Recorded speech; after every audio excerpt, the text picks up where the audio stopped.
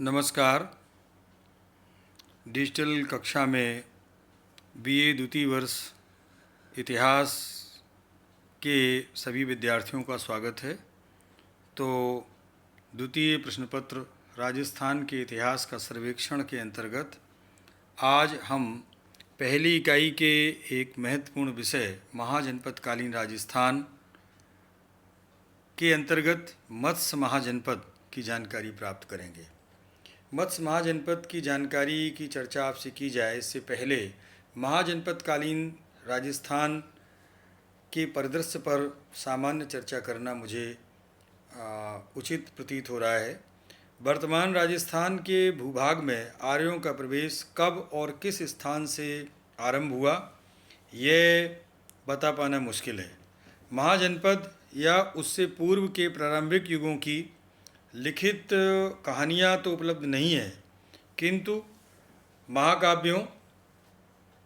दोनों महाकाव्यों रामायण और महाभारत तथा पुराणों के साथ साथ अन्य धर्म ग्रंथों तथा अनुश्रुतियों में ऐसे अनेक प्रसंग आते हैं जिनके आधार पर प्राचीन राजनैतिक एवं सांस्कृतिक घटनाओं के पारस्परिक संबंध, संस्पर्श, अनुयोजन एवं परिवर्धन के धुंधले चित्र की परिकल्पना राजस्थान की सांस्कृतिक विरासत के रूप में रेखांकित की जा सकती है।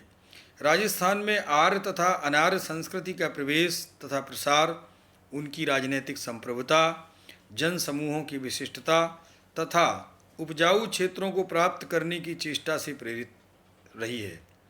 आर्य सभ्यता के यहाँ होने के प्रमाण अनूपगढ़ और तरखान वाला डेरा के उत्खनन में मिले मिट्टी के बर्तनों से मिलता है। यह उल्लेखनीय है कि ऋग्वेद के सप्तम मंडल की रचना घग्गर उपत्यका में सरस्वती नदी के तट पर हुई। सदियों के अनंतर यानी सदियों के बाद भूकंप तथा सूखे अकाल की आवृत्ति से सरस्वती द्रस्वती की जो उपजाऊ घाटी थी उसको रहने के योग्य जब न रहा तो फलस्वरूप यहाँ आर्य तथा अनार्य जातियाँ पूर्व की ओर उपजाऊ भूमि की तलाश में निकल पड़ी। मत्स्यजन जयपुर के आसपास और अनार्य समूह अरावली पहाड़ों तथा दक्षिण पूर्वी पठारों और जंगलों की ओर जा बसे। शतपथ ब्राह्मण से जानकारी मिलती है कि मत्स्यजन पूर्व में सरस्वती नदी के किनारे स्थित था और उसके शासक घमासान द्वैतवन ने अपने समय में कई अश्वमेध यज्ञ किए थे। इस तरह के शतपथ ब्राह्मण में उल्लेख मिलते हैं। मत्स्य जनपद राजस्थान के भूभाग से समीकृत किए जाने वाले 7 जनपदों में सर्वाधिक प्राचीन माना जाता है। आर्यजन के रूप में मत्स्यों का उल्लेख सर्वप्रथम ऋग्वेद में मिलता है। उन्हें भरतों के प्रतापी राजा सुदास का शत्रु कहा गया है। महाजनपदकालीन संपूर्ण भारत 16 महाजनपदों में विभक्त था। आज के राजस्थान में मत्स्य महाजनपद आता था। इस प्रकार राजस्थान के इतिहास का प्रमाणिक स्वरूप हमारे समक्ष मत्स्य महाजनपद के इतिहास के रूप में आता है, अर्थात जो लिखित साक्ष्य है, जहाँ से लिखित साक्ष्य या साहित्यिक प्रमाण जो मिल रहे हैं वो मत्स्य महाजनपद के इतिहास में समाहित है और यहीं से राजस्थान के इतिहास का हमारे पास पुरातत्व के साथ साथ साहित्यिक साक्ष्य उपलब्ध होने का एक व्यवस्थित सिलसिला चल पड़ता है। 6वीं शताब्दी ईसा पूर्व से हमें यहाँ आभूषण, अभिलेख, मुद्राएं तथा नगरों के खंडर अधिक मात्रा में मिलते हैं। वर्तमान राजस्थान के अलवर, जयपुर के आसपास मत्स्य महाजनपद फैला हुआ था। विराटनगर उसकी राजधानी के रूप में जाना जाता था। आपको याद होगा पिछले व्याख्यान में हमने वैराट की चर्चा की थी। ये जो वैराटपुरा स्थल है वही वैराट नगर यानी मत्स्यों की राजधानी के रूप में भी उल्लिखित हुआ है। कौशितकी उपनिषद से पता चलता है कि विदेह के महान दार्शनिक राजा जनक के काल में मत्स्य एक महत्वपूर्ण जनपद था। महाकाव्यकालीन मत्स्य महाजनपद का उल्लेख रामायण में मत्स्यजनों के उल्लिखित होने से प्रमाणित होता है तथा महाभारत की अनेक महत्वपूर्ण घटनाएं मत्स्य महाजनपद में घटित हुई थीं। महाभारत काल में यह जनपद कुरु के दक्षिण में तथा सूरसेन के पश्चिम में स्थित था। सूरसेन अर्थात आज का मथुरा और जो ब्रज क्षेत्र है उसकी बात की जा रही है। ऐसा प्रतीत होता है कि दक्षिण में इसका विस्तार चंबल की पहाड़ियों तक तथा पश्चिम में सरस्वती नदी तक फैला हुआ था। महाभारतकालीन मत्स्य महाजनपद का समीकरण वर्तमान भरतपुर, धौलपुर, करौली, जयपुर तथा अलवर जिले के भूभागों से किया जाता है। इस काल में मत्स्य महाजनपद का सर्वाधिक चर्चित शासक विराट था। इसने अपनी राजधानी विराटनगर बनाई थी। इस काल में कुरु तथा मत्स्य जनपद प्रगाढ़ मित्र थे, लेकिन सामरिक तथा राजनीतिक दृष्टि से कुरु महाजनपद का वर्चस्व था। कुरुओं ने जहां एक और पंचाल महाजनपद की राजकुमारी पंचाली द्रौपदी को पंचाल नरेश द्रुपद द्वारा आयोजित स्वयंवर में जीतकर अपने वर्चस्व को कायम किया, वहीं दूसरी ओर मत्स्य राजकुमारी उत्तरा का विवाह अभिमन्यु से होने पर कुरु की महत्वता प्रतिपादित होती है। महाभारत में उल्लेख है कि पांडवों ने अपने वनवास के बाद अज्ञातवास के कई वर्ष छद्म वेश में विराट नरेश की सेवा में बिताए।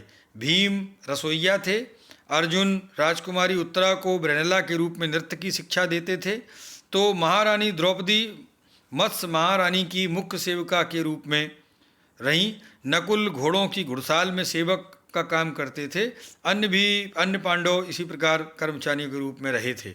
कालांतर में महाभारत युद्ध के समय विराट नरेश पांडवों की ओर से लड़ते हुए अपनी एक अक्षौणी सेना सहित वीरगति को प्राप्त हुए थे। इतना ही नहीं, महाभारत महाकाव्य के कर्ण पर्व में कुछ जनपदों का बड़ा ही रोचक वर्णन मिलता है। इस वर्णन में जिन जनपदों की प्रशंसा की गई है उसमें कुरु, पांचाल, साल्व, मत्स्य, कौशल जनपद मुख्य रूप से उल्लेखनीय है। आगे इसी वर्णन में चेदी महाजनपद की भी प्रशंसा हुई है। पंचाल और सूरसेन जनपद की पुनः प्रशंसा की गई है। तो महाभारतकालीन मत्स्य महाजनपद सांस्कृतिक रूप से समृद्ध था। महाभारत के इस उल्लेख से महाकाव्यकालीन जनपदों का तो संज्ञान होता ही है, साथ ही साथ उनके निवासियों की चारित्रिक विशेषताओं की भी जानकारी मिलती है।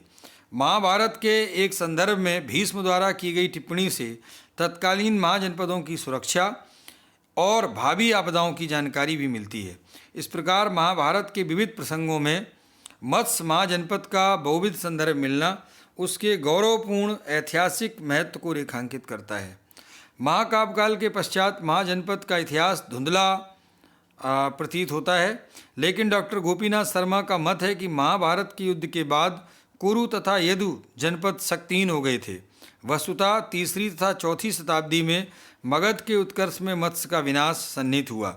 इस काल की संश्लिष्ट घटनाओं में कुछ मत्स्यों के पतन का भी संकेत करती हैं। मत्स्यों के सर्वाधिक निकट साल्व जाति भी निवास करती थी, जिससे इनका प्रायः सीमा विवाद चलता रहता था। इसी प्रकार मत्स्यों के दूसरे पड़ोसी चेदी जनपद के लोग थे। दुर्भाग्य से मत्स्यों की उनसे भी राजनीतिक प्रतिद्वंद्विता चलती रही थी। चेदी महाजनपद के संदर्भ में मैं आपको ये बताना चाहूँगा कि वर्तमान बुंदेलखंड का बहुत बड़ा बांदा जो वर्तमान जिला है उसके आसपास का क्षेत्र चेदी महाजनपद में लगभग पूरा बुंदेलखंड आता था। एक प्रसंग में वाद विवाद पर चेदियों ने जो आधुनिक बुंदेलखंड में निवास करते थे मत्स्यों पर जोरदार आक्रमण किया, जिससे मत्स्य पराजित हो गए। फलतः मत्स्य महाजनपद चेदी महाजनपद में विलीन हो गया। महाभारत एक सहज नाम के व्यक्ति द्वारा चेदी तथा मत्स्य महाजनपद पर शासन करने की जानकारी देता है, लेकिन निश्चयात्मक शासनकाल के अभाव में कोई निष्कर्ष नहीं निकाला जा सकता है। फिर कुछ समय पश्चात चेदियों से मत्स्य स्वतंत्र हुआ, लेकिन शीघ्र ही मगध के उत्कर्ष में विलीन हो गया। बीए प्रथम वर्ष में आपने मगध का उत्कर्ष पढ़ा होगा, जिसमें आपको पता है कि बाद में मगध के उत्कर्ष में बहुत सारे महाजनपद विलीन हुए। मौर्य युगीन विराट नगर से अशोक के शिलालेख मिलने से इस क्षेत्र का सांस्कृतिक वैशिष्ट्य तो रेखांकित होता है, लेकिन राजनीतिक महत्व मौर्य शासन की एकमात्र प्रशासनिक इकाई के रूप में ही मिलता है। बहुत लंबे अंतराल के बाद 23 पीढ़ियों के लगभग बाद मत्स्य युग में मत्स्य राजवंश की एक शाखा विशाखा विजगापट्टम में जा बसी, जिसकी जानकारी तिब्बत प्लेट से मिलती है। इस प्लेट की विस्तृत जानकारी एपिग्राफिका इंडिका के भाग 5 के पृष्ठ 108 से प्राप्त की जा सकती है। यह भी पता चलता है कि उत्कल देश के राजा जयतसेन ने मत्स्य वंश के सत्य मार्तंड को अपनी कन्या प्रभावती विवाहित कर उसे ओडवादी देश का शासक नियुक्त किया था। सन 1269 ईस्वी में मत्स्यवंशी यहाँ के राजा का नाम अर्जुन मिलता है।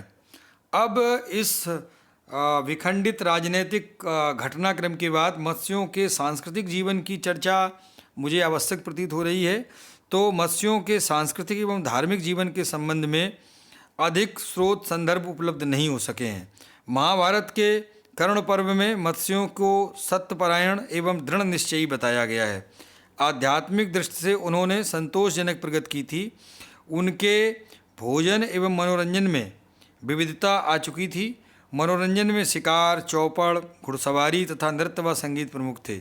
समाज में नारियों को उचित सम्मान प्राप्त था। 12वीं सदी के एक प्रमुख संगीत मर्मज्ञ हरिहर शर्मा ने अपनी कृति नथमुख में उल्लेख किया है कि मत्स्य महाजनपद में 2री शताब्दी ईसा पूर्व में शास्त्रीय नृत्य की कथक शैली के जनक मेहर का निवास था। तथापि मत्स्यराज का दरबार मेहर की घुंघरुओं की पदचाप से गूंजता था। धार्मिक दृष्टिकोण से वैदिक एवं बौद्ध धर्म का प्रभुत प्रचार प्रसार भी मत्स्यों में हो चुका था। आज जो वैराट का टीला है वहाँ आपको पता है कि बौद्ध संघाराम जो पूरा था उसका बौद्ध मठ का वहाँ पर भग्नावशेष अभी उपलब्ध हैं जो देखे जा सकते हैं। महात्मा बुद्ध के प्रिय 8 महाजनपदों में मत्स्य महाजनपद भी था। तथापि उन्होंने अपने उपदेशों से विराटनगर की जनता को पवित्र किया था। पुरातात्विक उत्खनन से वैराट में बौद्ध विहार, चैत्य तथा स्तूप के प्रमाण मिलते हैं।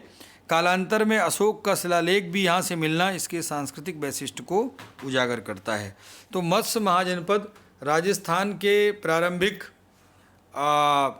इतिहास पर, महाजनपदकालीन राजस्थान के इतिहास पर पर्याप्त साक्ष्य उपलब्ध करवाता है। आगे महाजनपदकालीन राजस्थान के संदर्भ में हम आपसे मालवों, सिवियों की चर्चा अगले व्याख्यानों में करेंगे। और यदि इस व्याख्यान से संबंधित आपको कोई प्रश्न या कोई जिज्ञासा हो तो आप कमेंट में जाकर के कमेंट बॉक्स में अपना कमेंट अवश्य दें। धन्यवाद।